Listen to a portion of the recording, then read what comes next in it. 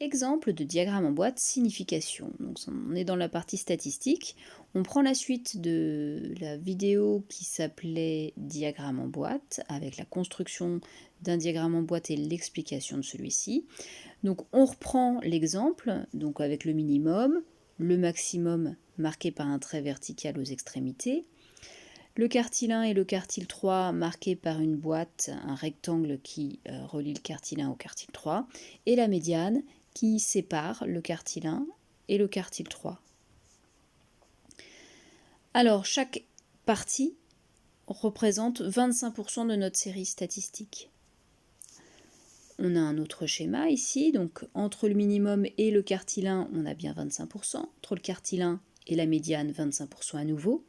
La médiane et le quartile 3 représentent à nouveau 25%, entre le quartile 3 et le maximum, on a à nouveau 25%. On peut grouper ces éléments.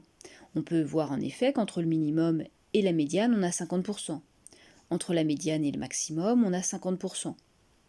Entre le quartile 1 et le quartile 3, on a également 50%. On pourrait grouper 3 blocs et dire qu'entre le minimum et le quartile 3, on a 75%.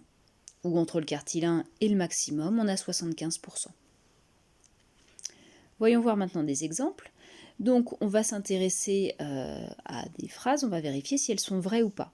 Donc on a symbolisé le diagramme en boîte avec les différentes valeurs. On a représenté chaque partie de 25% par une couleur différente afin de mieux visualiser. Alors d'abord on nous dit que 50% des notes sont supérieures à 10. Est-ce que c'est vrai ou non? Déjà, première étape, on va positionner le 10 pour savoir où est-ce qu'il est sur notre axe. Donc le 10, il est ici. Et on va également essayer de voir un petit peu les valeurs qui nous intéressent. Ici, ce sont les notes, on relit bien la question, qui sont supérieures à 10 qui nous intéressent. Où est-ce qu'elles sont situées ces notes supérieures à 10? C'est les notes qui sont ici, représentées par la flèche rouge, entre 10 et 19.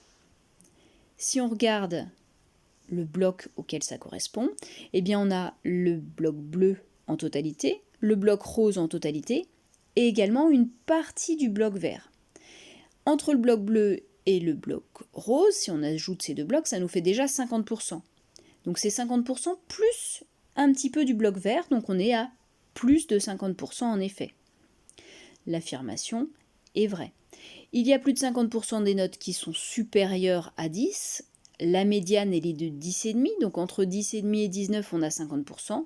Donc si on se place un petit peu avant 10,5, donc entre 10 et 19, on aura forcément plus de 50%. Un autre exemple maintenant, l'affirmation « plus de 25% des notes sont supérieures à 7 » est-elle vraie? Comme tout à l'heure, on va d'abord positionner le 7 sur le graphique. On va repérer la valeur qui nous intéresse, la partie qui nous intéresse, est-ce que c'est plus grand ou est-ce que c'est plus petit?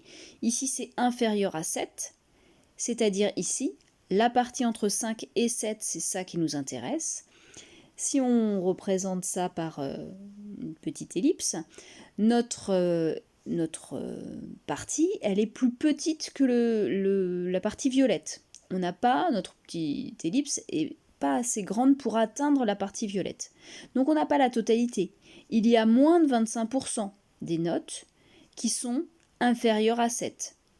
Le premier quartile est à 8, donc entre 5 et 8, on a 25% des notes. Et comme on est un petit peu avant 8, eh ben on ne peut pas avoir 25%, on a forcément un peu moins. Donc notre phrase, notre affirmation est fausse.